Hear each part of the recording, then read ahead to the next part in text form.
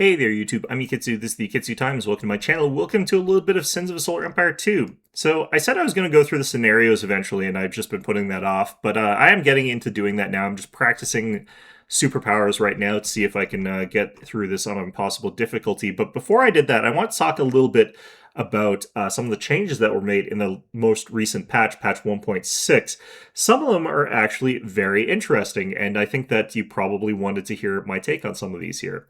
So, you might have noticed that there are some interesting changes to the laser defense platform, for example. Now, this one, in the original patch notes, in the original way that they're conceptualizing this, was that they would fire a beam that would be able to pierce through targets, which might sound like a familiar sort of ability.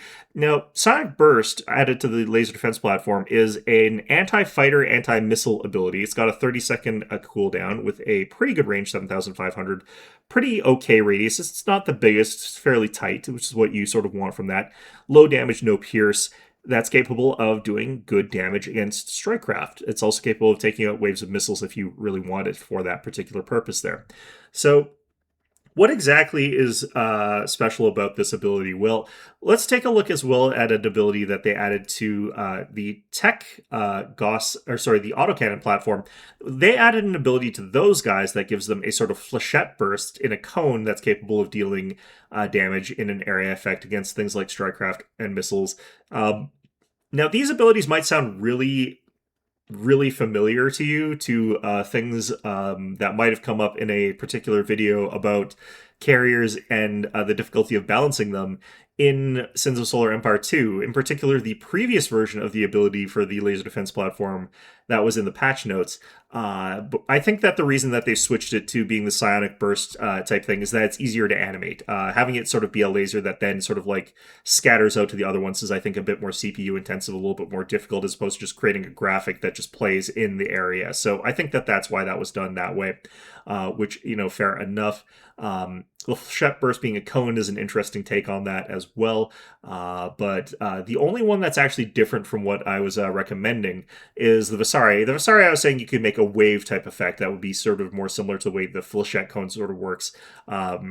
And the that sort of would be how the Vasari do it. Instead, what they've given the Vasari is actually just a temporal sort of stop ability that works on small craft and missiles and stuff like that. And that actually creates an interesting balance dynamic that I think is actually really good, because it means that Vasari still suffer the most against strikecraft unless they've got the Anarcho Wanderer on the field, which I do still think is overtuned for its purpose.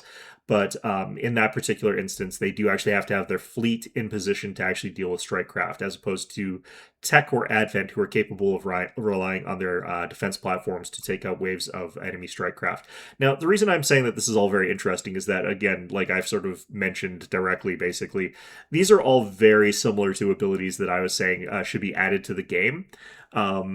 And Sovereign doesn't have any sort of excuse of saying that he doesn't watch my videos this time. So, it does make me think that maybe they drew some inspiration from what I was talking about there. Now, there are some very important differences between what I was talking about and what they've actually implemented. And I think some of them are good and some of them are contingently good, and we'll sort of talk about that here. So first of all, they've added, of course, to existing defense structures instead of creating new classes of ships for each of the different factions. And I think that that's actually a really good choice in some ways, and it makes it so that's a bad choice in other ways. And we'll talk about the good ones primarily first. The good one about this is that it makes it so that it's more limited. You can't just have like an unlimited amount of these things everywhere.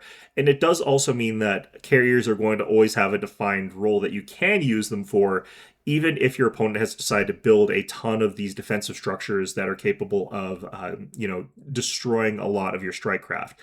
The reason for that, of course, is that they can't use them offensively. They can't go into your territory and start building these things and actually destroy your strike craft while they're on the offensive. So they still, if they want to attack into a bunch of carriers, need to have the appropriate tools to do that.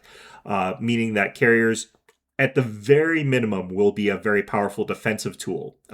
So I think that that's actually a really, really good thing there, especially since they've got those additional victory conditions where instead of fighting the enemy, you could go for the solar gravity well and go for that victory condition if you're playing as the Vasari or as the Advent.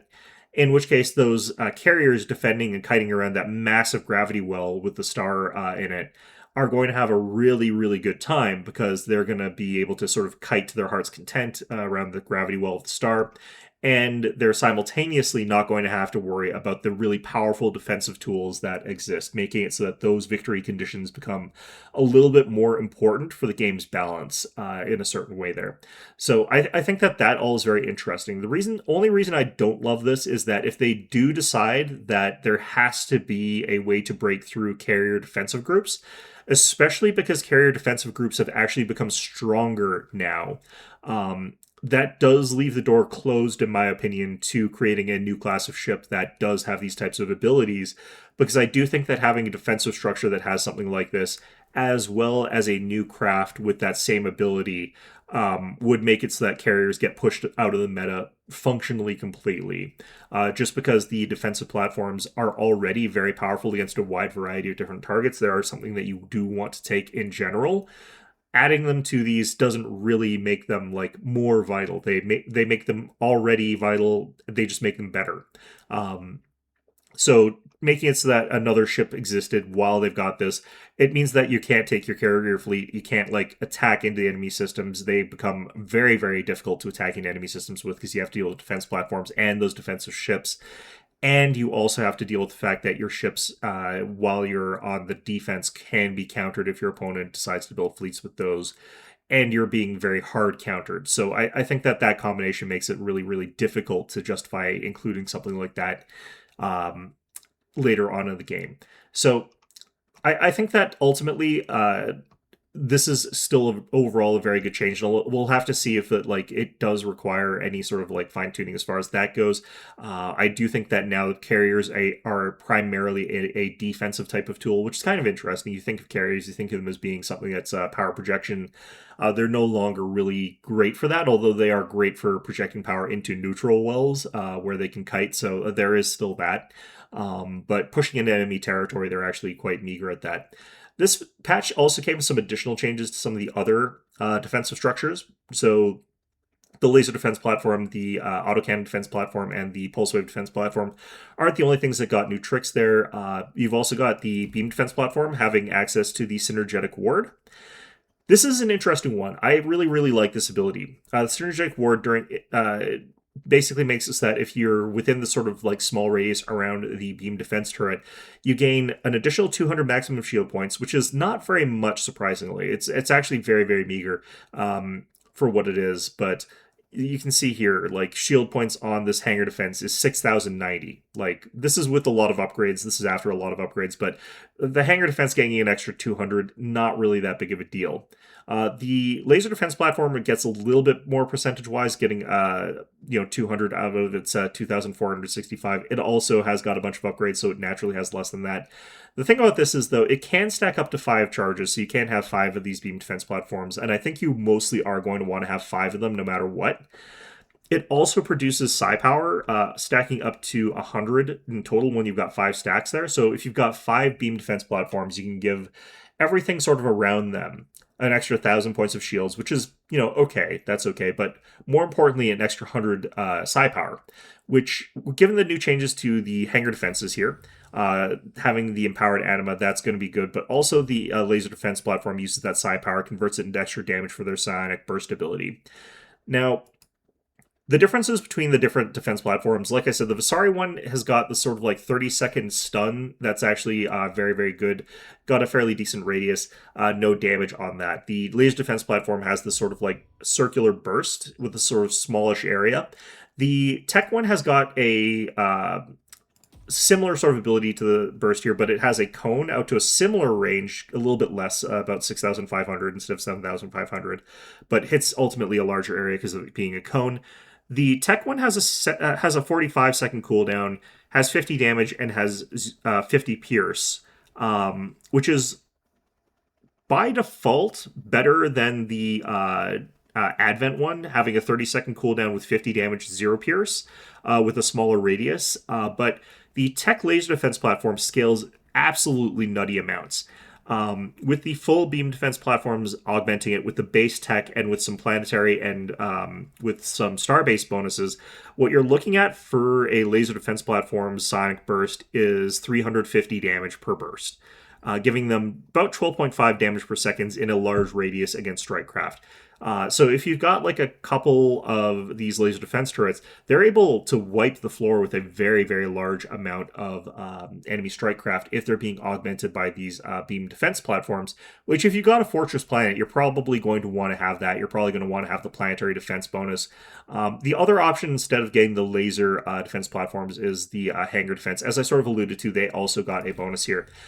Based on psi power, they get additional maximum shield points. It's 20 base, and you can get like an additional 60-ish from all that, giving you a total of like 80 shields, which is pretty good. Additional damage can also be increased by quite a bit there. So if you got an extra 300 psi power, you're getting an extra 30% plus the base 20% for an extra 50% damage. That's pretty good extra damage. The sort of total of this is that like the strike craft coming out of these facilities are going to be about pound for pound, I'd say 60% stronger than like one of the ones coming out of anything else, which does make the Advent hangar defenses really, really strong. By comparison, tech for their Gauss defense platform as opposed to the beam defense platform, the Gauss defense platform, let's actually see if I can maybe build one here. So they've got access to the Meson Bolt here. This has a cooldown of 80 seconds, which is not that bad considering when we look at this here.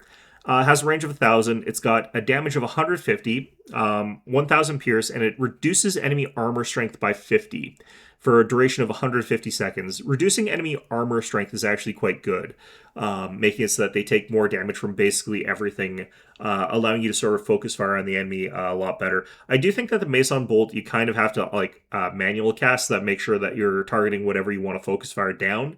You Meson Bolt whatever you're focusing down, and then like you just wipe it out a little bit faster than you normally would. You then use another Gauss defense platform, Meson Bolt on whatever you want to finish off next, and you just sort of go through your list of Gauss defense platforms based on the targets that you're focus firing.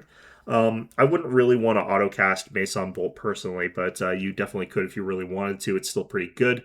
If the target shields are down and it directly hits, it also does an additional 150 damage to enemy armor. As far as I understand it, that damage does not apply if their armor is also down. It doesn't add damage to their hull. So it's just a nice little bit of bonus extra chip damage, but not really that important. So I wouldn't try to time it so that their shields are down just so that you get that.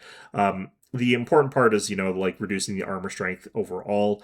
If you're hitting shields, of course, you're not hitting armor, but I'm not paying enough attention to like time it at the exact right moment for that kind of thing. They've also got an additional ability for their hangar bays. Their hangar bays have got the ability to produce their ships at a 50% faster speed.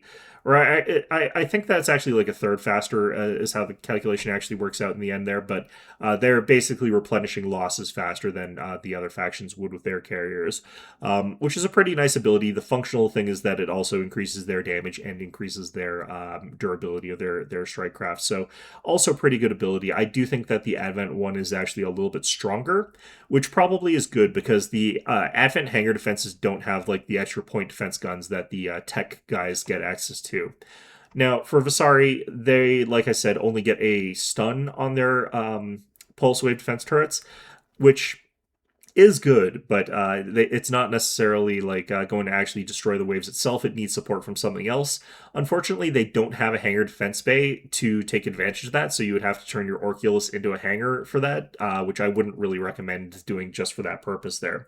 Their other defensive turret is just their phase missile defense battery. That thing is capable of reducing enemy regeneration rates, or actually eliminating regeneration rates. So passive regeneration or other healing gets blocked by an active ability that they've got. It also does some chip damage, if I recall correctly. I think that their defensive structures are going to be the weakest out of all of them. Advent isn't going to care at all about like either of them because they're just going to quell everything. That's just sort of how they actually get through this crap. Tech, I don't think, is going to care too much about losing their healing against a phase platform. So it's mostly going to be useful in Visari versus Visari, where it gets rid of their passive regeneration rates. I don't know if that's actually that useful. It does, of course, help against a push where the enemy's going into you with Attack of Darren. It does also help if the tech is going after you and has got a bunch of Hoshikos, but like Hoshikos don't heal so much that I would build an entire defensive strategy around that kind of thing. Um, so in any event, though, like this is also one of the reasons, though, why I think that the carrier strategies are going to be more defense orientated. If I go for the 5 beam defense platforms and a starbase, and I put them like at the very back end of my gravity well, I can end up in a situation where I've given like the 16 defensive fleets in that one starbase. I could also go to my planet and have the planetary shields and the Unity Protectorate on there, so that would add a lot of defense to that sort of structure. The starbase is capable of producing a lot of craft. The hangar defenses are going to have a lot of psi power from both the planetary bonus, the space station bonus, the beam defense bonuses. Those are all going to equal up to 200. And then we're going to have the extra 100 off of our base tech there. So these things are going to be a lot more powerful, clustered all together back there. It's going to be a lot of fleets.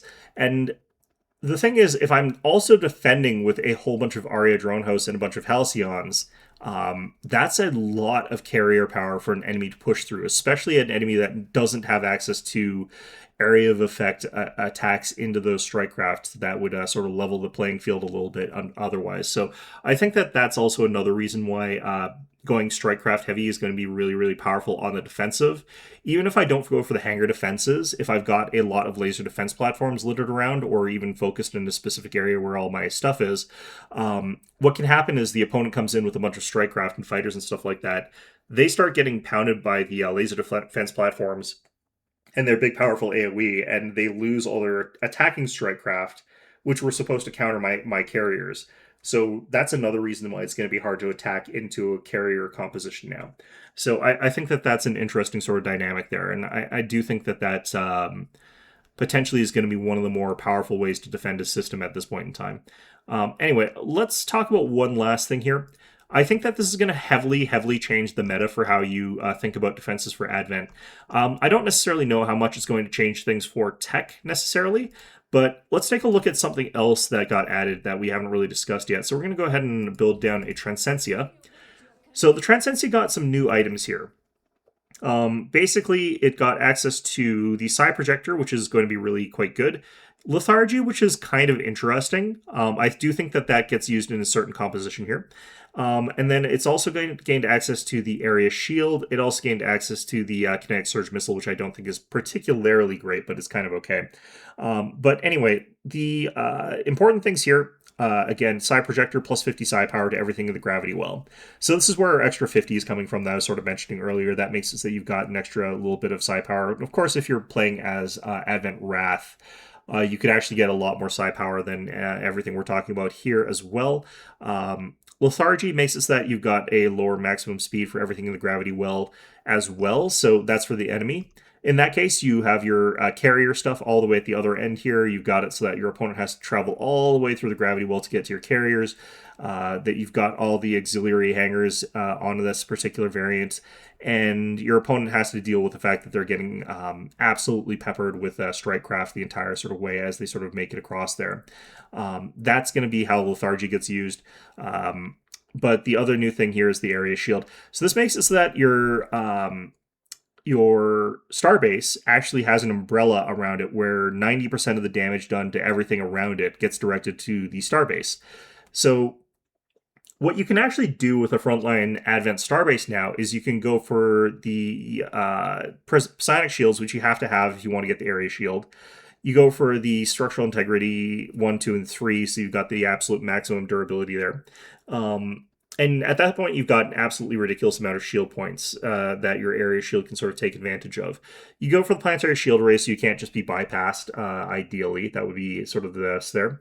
You go for the Psi Projector, because I think that that's really good for defensive clusters in general. And you go for, like, just maybe Meteor Swarm, because at this point in time, you've got, like, all 6 defensive things here. You've got like side projector. That's 7 things already. You've only got room for like 1 offense thing. I think if you're going to do that, you go for meteor swarm, especially if you're going for a focus on side power. This is going to make it so that you're doing about like 200, I think, damage in total with it per second. I think that it might be a little bit less than that. Still a very, very good amount of damage per second coming out of this thing when you've got the level 2 meteor swarm and you've got all that side power kicking in. In that particular instance, you've got a single offensive option on here. You're going to think that this is undergun and people are just going to bypass it, but Advent Reborn in particular have such strong planetary defenses from both the planetary shield array. They've got access as well to the planetary shield projector, and they've got access to Unity Protectorate, increasing shield points as well, making it so that their planet is actually really hard to siege down. Combine that with Sanctify, and you're looking at a situation where you really cannot crack Advent planets without getting rid of the shield on it. If you can get rid of the starbase, a lot easier at that point in time to sort of deal with that target. So the way that you would have that sort of setup work there to actually fight stuff, because what you would think at that point in time is that you could just fight the starbase, but I think the new way for Advent to think about their defenses is the damage actually comes from their 5 beam defense platforms, because you build 5 beam defense platforms here. On a planet like this one, you're capable of getting 36 military slots. Plus, you've also got access to your tech in here for the additional 6 for the augmented defense grid, getting you up to 42. So after your 10 mandatory beam defense turrets, you're looking at 32 defensive structures. So at that point in time, you can make your choice. You can get like 10 of these hangar defenses if you're going for that sort of route there, and then get just like 2 laser defense platforms slapped onto that in addition. Or you could maybe get like a phase jump inhibitor and then get some other stuff there if you wanted to have a phase jump inhibitor. I don't think you necessarily have to have that, but one of the things again here, an Advent phase jump inhibitor that's taking only 10% of the damage from what they normally would, basically unkillable. You could get a couple of the Temples of Renewal. That would make it so that your starbase is basically never going to die. And they can't focus down Temples of Renewal because they're taking 10% damage instead of the full amount of damage. All the other damage is going to the starbase. And this means that they're replenishing the shields that entire time really, really quickly onto your starbase, which is, again, really tough in general. And you could also just get a bunch of laser defense platforms because they're really, really good damage per second against a wide variety of targets. So this particular setup here, in any of those kinds of configurations, along with a whole bunch of like lesser factories dotted around here for repairs, for like if they actually do breach like any of those shields, you have a bunch of lesser factories that are capable of like also healing that. Like Advent defensive clusters are going to be incredibly hard to crack through, and they're going to be dealing a lot of damage because you can actually rely on your beam defense platforms and your laser defense platforms to do damage without them dying. What would happen if I was playing as old Advent or if I was playing as current tech is I would have like an Argonev here and I would have a bunch of Gauss defense platforms. And those Gauss defense platforms are dealing really, really good damage, but they're quite vulnerable. They're easy to kill. So you just focus down all the Gauss defense platforms. All the Gauss defense platforms die, and the Argonev is still there, but it's not really doing any damage because you built like a full tank Argonev as the equivalent there. And because of that, like, you know, you're not doing damage anymore because all your actual damage per second is gone. This setup here where you're talking about getting just like beam defense platforms, laser defense platforms, hangar defenses as your actual damage per second output for your defensive cluster is kind of relegated to Advent only because they're the only ones that can have them sort of clustered up and defending in this sort of way, where the like minor defenses, the smaller, lighter defenses are not dying immediately to a concentrated enemy fleet because the starbase is still taking all the damage. You're still forced to deal with the starbase first. So I think that that's a really interesting sort of difference to Advent defenses compared to everybody else's. And I think that that's going to make it so that it's really interesting playing into an Advent defensive fleet.